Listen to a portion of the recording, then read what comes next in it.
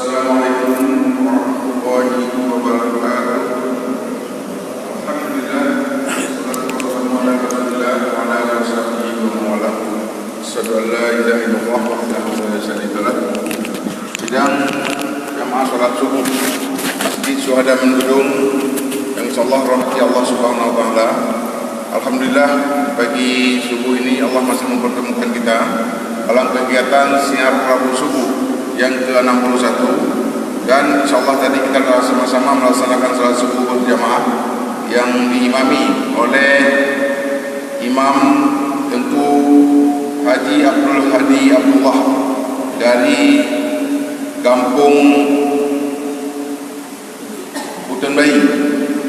Kemudian insyaallah sebentar lagi kita akan sama-sama mendengarkan kajian atau ceramah subuh yang akan disampaikan oleh guru kita bersama, Tengku Haji Husnaini Hasbi MA. Beliau dari Buntet. Kepada guru kami persilakan insyaallah 30 menit ke depan sama-sama kita dengarkan tausiah. Assalamualaikum warahmatullahi wabarakatuh.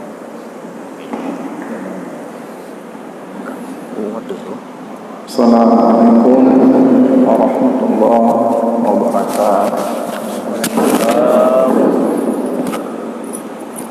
Alhamdulillah, salatan wa salaman ala Rasulillah wa ala alihi wa ashabihi wa mawala.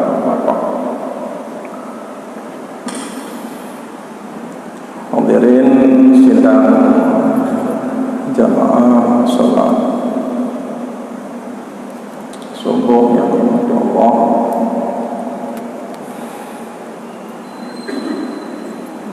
Pengajian kita pada subuh yang berbahagia ini adalah lanjutan daripada kajian subuh di Masjid Al-Hikmah Cunda,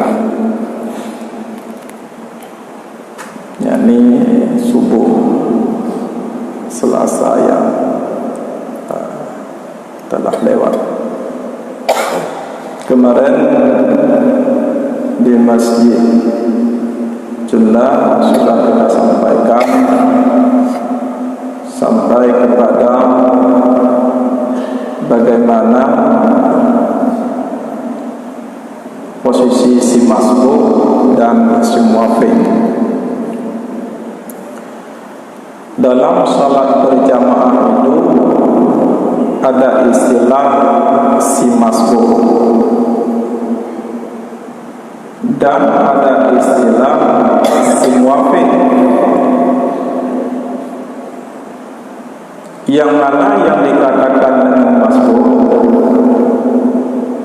Yang dikatakan dengan masbuk adalah orang yang tidak cukup waktu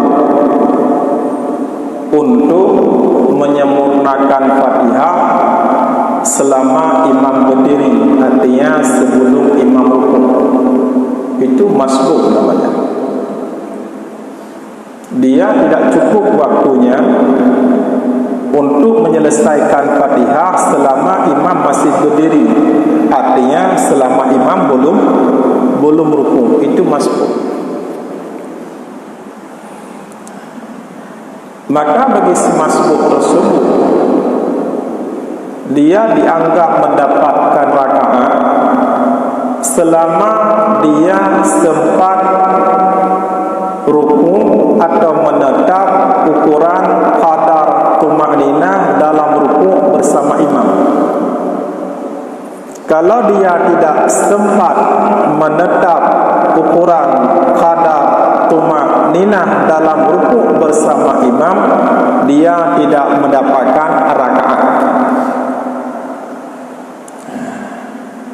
Contoh, dia turun kepada rukuk, imam bangkit, berarti bertemu di tengah jalan. Itu si masbuk tersebut tidak mendapatkan rakaat. Atau imam i'tidal, bangkit. Imam sudah i'tidal, dia turun dengan alasan menyempurnakan Fatihah. Dia melambatkan diri untuk menyempurnakan Fatihah, padahal dia si masbuk. Tidak dituntut bagi dia untuk menyempurnakan Fatihah, namanya saja masbuk.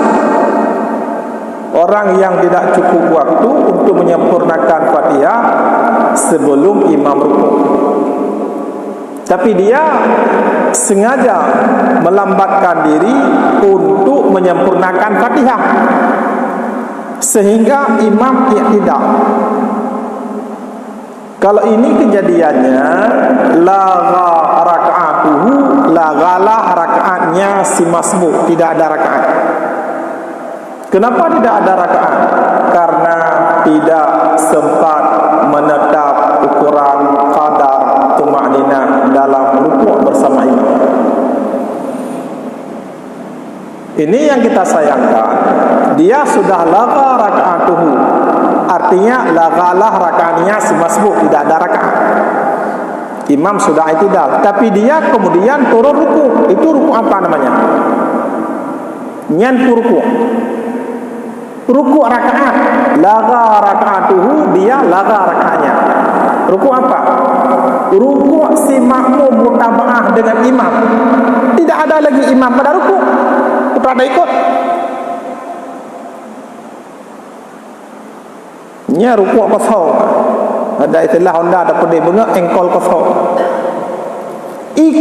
Rukuk mutaba'ah bersama imam, imam sudah berada pada posisi i'tidal, bukan itu. Arti itu bukan rukuk mutaba'ah.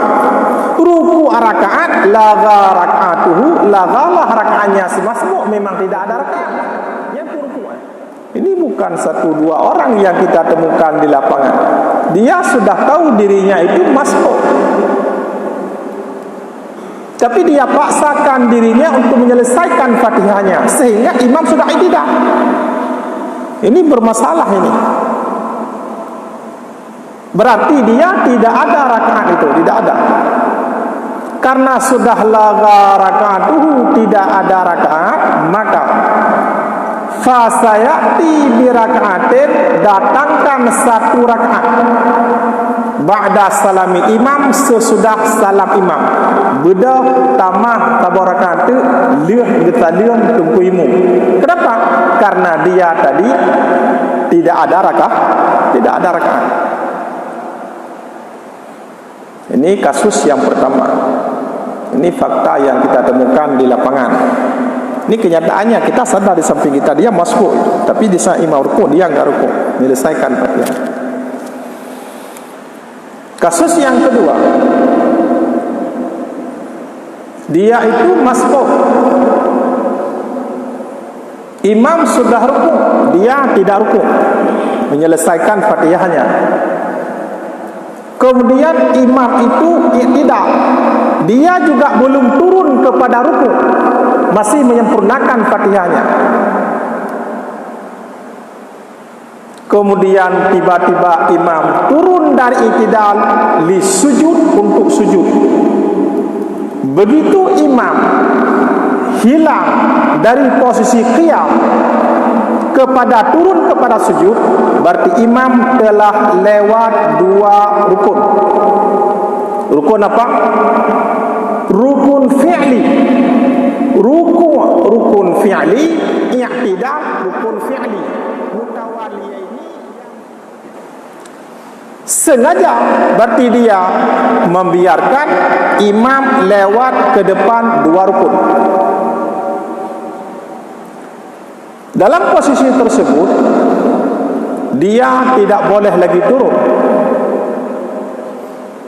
Kalau imam sudah i'tidal, langsung dia menggabungkan diri dengan imam yang i'tidal itu, turun bersama imam dalam keadaan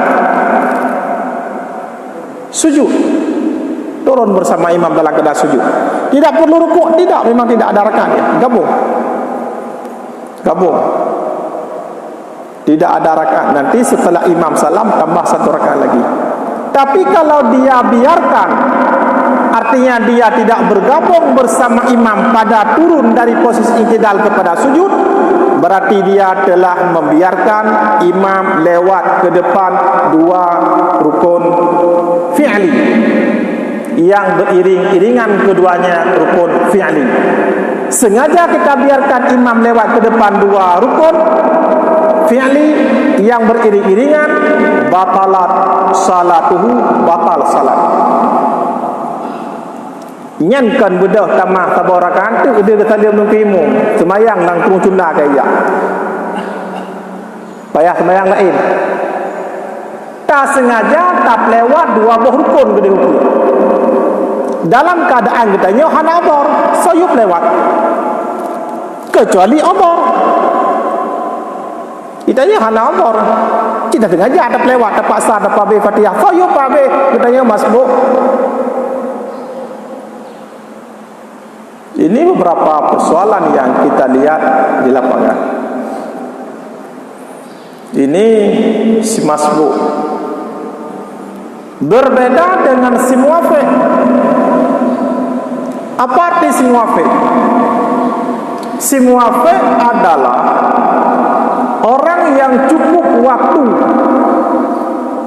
untuk menyempurnakan Fatihah selama imam berdiri, artinya sebelum imam rukuk, cukup waktunya. Itu si muwafiq namanya.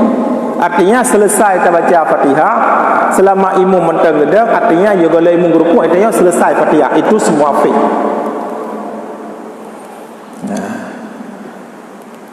Bagi si muwafiq tersebut, walaupun imam sudah rukuk, kalau seandainya dia belum selesai Fatihah, selesaikan Fatihahnya. Karena Fatihah si muwafiq tidak ditanggung oleh imam. Yang ditanggung oleh imam adalah Fatihah si masbuk. Itulah yang kita bacakan hadis kemarin di Masjid Sunnah. Barang siapa yang mengikuti imam, maka bacaannya imam, itulah bacaannya si makmum. Imam An-Nawawi itu mempertanggungkan itu kepada si masbuk. Adapun si muwafiq, la salata, tidak ada salat liman lam yaqra bi Fatihatil kitab. Tidak ada salat kalau tidak membaca Fatihah. Apakah si man itu si imam? Apakah si man itu si muwafiq? Apakah si man itu si munfarid, orang yang salat sendirian? Tidak ada salat kalau tidak membaca Fatihah. Walaupun dia mengikuti imam dalam salat jihad, ghayah, sekalipun dia mendengarkan Fatihah imam dalam rakaat pertama dan dalam rakaat kedua fi salatil jahriyah, dalam salat jihad, tidak gugur perintah membaca Fatihah walaupun dia telah mendengarkan Fatihah imam. Artinya dengan mendengarkan Fatihah imam dalam salat jihad rakaat pertama dan rakaat kedua, tidak gugur perintah baca Fatihah. Tidak gugur itu. Kenapa tidak gugur? Karena itu hadis Rasulullah SAW yang kita baca kemarin. Apa kata Rasul? Idza kuntum khalfi, apabila adalah kamu di belakangku. Artinya Rasulullah imam, sahabat makmum. Idza kuntum khalfi, apabila adalah kamu di belakangku, fala taqra'u, maka jangan kau baca. Karena para sahabat baca Quran, terganggu Rasulullah itu. Hampir Rasulullah tidak bisa lagi, hampir tidak bisa membaca ayat karena terganggu dengan bacaan sahabat di belakang. Itu asbabul urud hadis. Maka apa kata Rasul? Idza kuntum khalfi, apabila adalah kamu di belakangku, fala taqra'u, maka jangan kau baca. Maka kalau kita makmum dalam salat jihad, jangan baca ayat. Di saat imam baca ayat, wa idza quri'al Qur'anu fastami'u lahu, situ dengar diam. Satu pendapat makruh makmum baca ayat kalau imam sedang baca ayat. Wa qila, dikatakan orang pendapat yang kedua, ada yang mengatakan haram kejut imam dengan baca ayat karena perintah dengar dan im. Fala taqra'u, maka jangan membaca illa bi umil Quran, kecuali umul Quran, Fatihah. Berarti tidak gugur perintah baca Fatihah dengan mendengarkan Fatihah imam dalam salat jihad. Buktinya dalam salat subuh tersebut, karena itu salat fajar, salat subuh, buktinya Rasulullah menyebutkan illa bi umil Quran, kecuali baca Fatihah. Itu baca karena itu rukun. Kembali kepada si muafiq. Si muafiq itu walaupun imam sudah rukun, kalau memang dia belum sempurna membaca Fatihah, sempurnakan. Contoh, umpamanya imam terlalu cepat dalam bacaan. Selesai dia membaca Fatihah, kita fikir-fikir ini selesai Fatihah imam, kita akan membaca Fatihah sebagai semakmum. Ternyata selesai Fatihah imam tidak memberikan peluang kepada si makmum untuk baca Fatihah. Langsung dia baca satu ayat, namanya Nun Allahu Akbar atau Shad Allahu Akbar. Contoh. Ini contoh. Apakah kita di saat imam sudah rukuk, kita yang muafiq tadi rukuk? Tidak boleh. Itu dianggap makmum tersebut hadar. Tidak boleh. Atau imam terlalu cepat, makmum lambat kejadian. Orang agak kerih lidah sangin, nanti baca trik habis. Kena yang lambat kejadian. Imam sudah rukuk, apakah dia yang belum selesai Fatihah boleh rukuk? Tidak boleh. Dalam penjelasan tersebut, yang pertama, kita pikir setelah imam baca Fatihah, imam baca ayat. Ternyata tidak. Kalaupun dibaca sama dengan tidak dibaca. Satu ayat Nun. Atau imam terlalu cepat, makmum terlalu lambat karena lambat kejadian. Atau ini 3 macam surah. Atau imam sudah rukuk, kita teringat lamati, ya Allah, lun tua lu baca Fatihah. Imam sudah rukuk, kita teringat belum baca Fatihah. Apakah boleh rukuk? Tetap tidak boleh. Karena dia bukan masbuk, dia muafiq. Berarti ketiga-tiga macam penjelasan tersebut dianggap makmum itu hadar. Makmum itu dimasukkan dalam kategori hadar. Kalau si makmum itu hadar, boleh memberikan peluang kepada imam terus berlaju ke depan selama tidak lebih di atas 3 rukun yang panjang. Boleh. Imam kejap dulu, dia baca Fatihah. Contoh, imam sudah rukuk, kita menyelesaikan Fatihah, sudah 1 rukun lewat. Imam i'tidal, kita terus melanjutkan Fatihah tadi, sudah 2 rukun lewat. Imam sujud pertama, kita terus melanjutkan Fatihah, sudah 3 rukun lewat. Imam duduk antara 2 sujud, kita masih menyelesaikan Fatihah. Karena tadi imam sudah rukuk, kita belum baca Fatihah, lupa. Atau imam terlalu cepat, atau kita lambat kejadian, agak sikit stroke, terserahlah. Kita terus melanjutkan membaca Fatihah, sudah 4 rukun. Imam sujud yang kedua, kita belum selesai Fatihah, selesaikan Fatihah, sudah lewat 5 rukun. Sekarang kita potong. Tadi konsekuensinya, janjinya, tidak boleh membiarkan imam lewat di atas 3 rukun yang panjang. Sekarang kita potong rukun pendek, i'tidal rukun pendek. Tinggal berapa? 4. Duduk antara 2 sujud, rukun pendek. Tinggal berapa? 3. Berarti di saat imam masih dalam posisi sujud yang kedua, berarti belum lewat di atas 3 rukun yang panjang, masih dalam 3 rukun.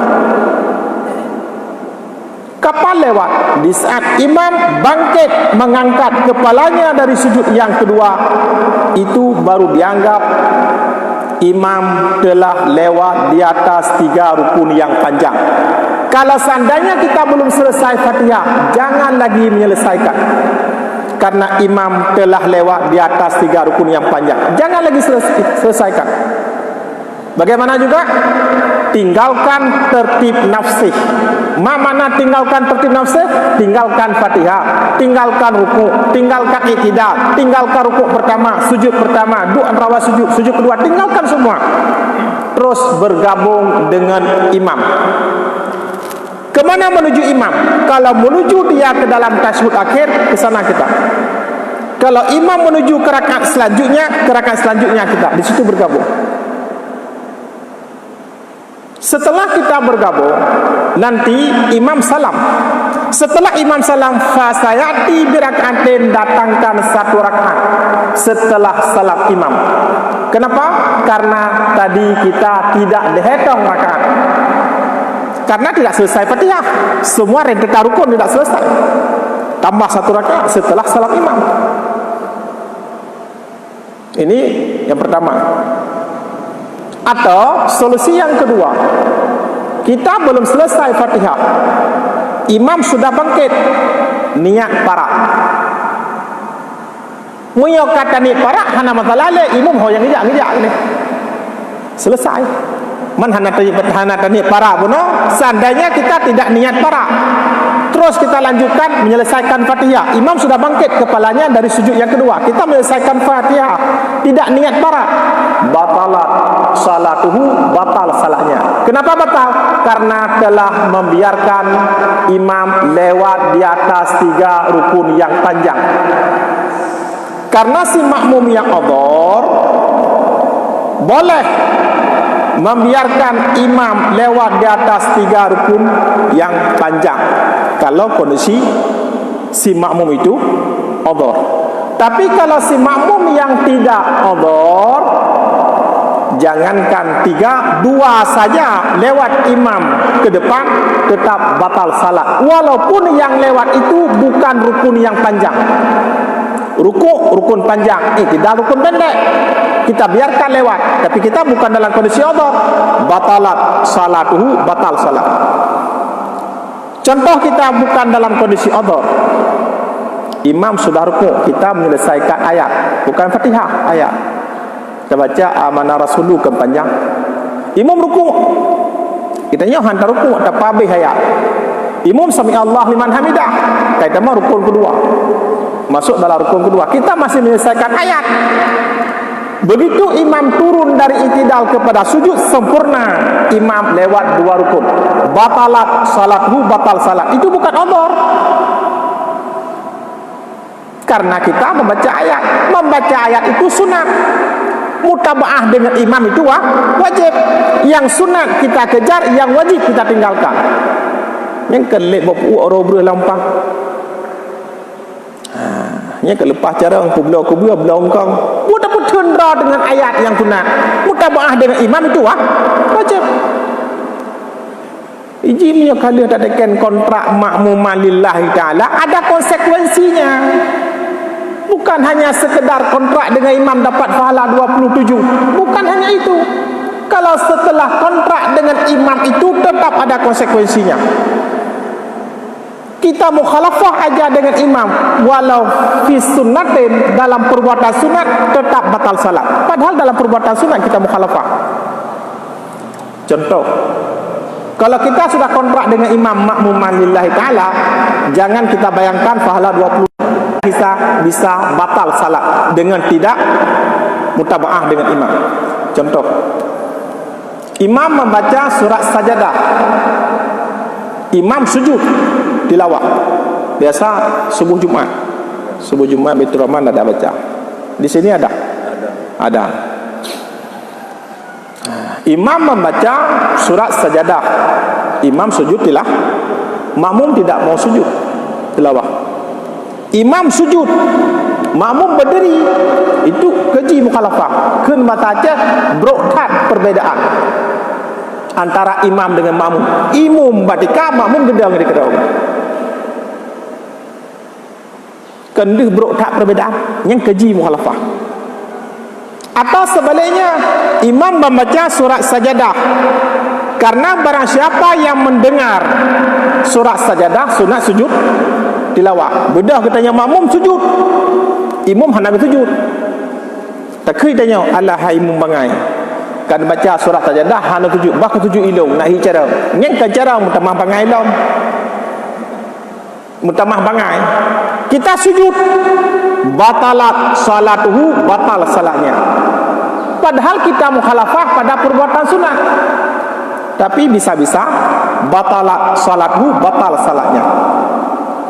Maka kalau kita sudah tekan kontrak dengan imam makmuman lillahi ta'ala, itu ada konsekuensinya. Bukan hanya sekedar tidak mendapatkan pahala 27, jangan-jangan salat itu sendiri gagal. Hadirin sidang jamaah salat subuh yang dirahmati Allah. Yang terakhir, karena mengingat waktu, gerakan bersamaan dengan imam. Bersamaan sering ini imam turun rukuk, kita makmum juga turun bersamaan. Lagi urang kuat pada larduk tentang ada metro lay so you so dia imam yang tidak, belum imam kadang-kadang berada pada posisi tegak, kita makmum juga sudah berada. Artinya kadang-kadang mendahului imam. Turun kepada sujud juga sama. Imam dan tilak pinggang lagi tu, dapat lagi imam yang kurang sehat dia tilak pinggang kita kalau tak kau dah dekat batas sajadah beruduk ke dia imam mentang tengah ketun, kita mendahului imam atau bersamaan. Apa yang kita lakukan itu dalam salat berjamaah itu makruh hukumnya. Karena itu makruh, fatafutu fadilatul jamaah, maka luputlah fadilah berjamaah. Hanafalah nyan hanafalah nyan ketroyong igop berjamaah hijab merumpuk fala 27 itanya yang nak habis minyak Honda tu ya dan kira ada air moh nak citibuk tu menokah fatafutu fadilatul jamaah, maka luputlah fadilah salat berjamaah. Inilah yang dapat kita sampaikan karena mengingat waktu, karena masing-masing kita ada tugas, bukan hari libur ini. Sekian, terima kasih, mohon maaf atas segala kekurangan. Ini ada guru saya ini, Ustaz Muhammad. Mohon maaf kalau ada yang keliru, diminta penjelasan dari guru saya, ada Puan Nafiah lagi. Sekian, terima kasih. Assalamualaikum.